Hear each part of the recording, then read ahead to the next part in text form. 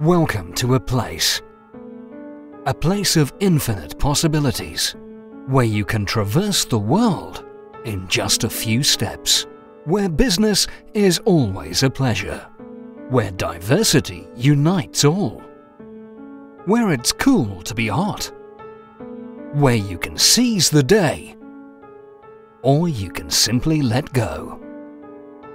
Welcome to a place where the future is in your hands.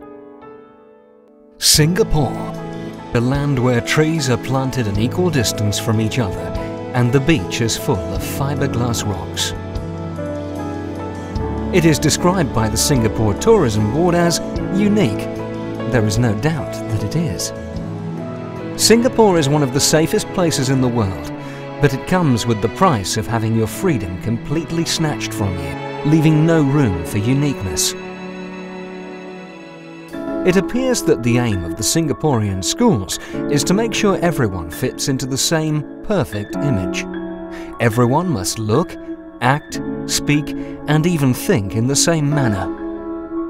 Students must also have the same body type, and that is why there's the Trim and Fit Club. Fat students are seen running around, whilst skinny students sit in a room drinking milk.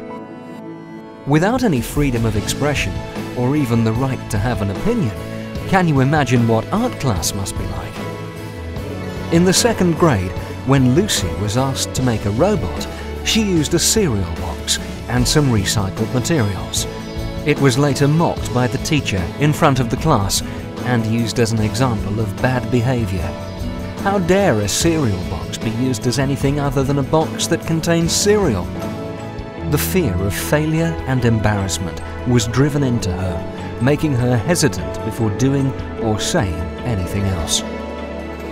With the government controlling every aspect of life, Singaporeans are scared to think outside what they have been taught to obey.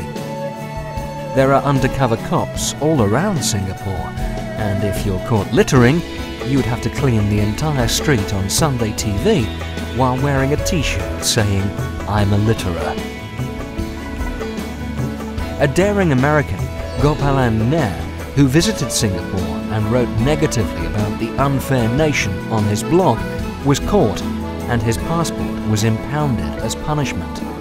Although I'm not sure if he suffered as much as the armpit sniffer did.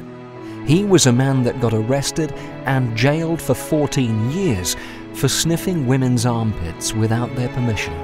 Being gay is supposedly just as bad as having sex with animals, and both those offences have the same punishment, up to 10 years in prison. I'm so glad that Singapore has figured out that it takes up to 10 years to make a man straight and keep him away from molesting animals. Singapore has nothing against sex. They encourage it, but only if it is productive and you successfully make a baby. In view of that, the Singaporean government permits foreplay, but only if it leads to effective baby making. Vandalism gets you whipped. Possession of more than 18 grams of heroin gives you a death sentence, and watching porn will put you in jail for at least 3 months. Observing the unreasonable punishments harmless people get, Singaporeans keep to themselves without having an opinion about anything. That represents how Singaporeans have been raised and shaped to be.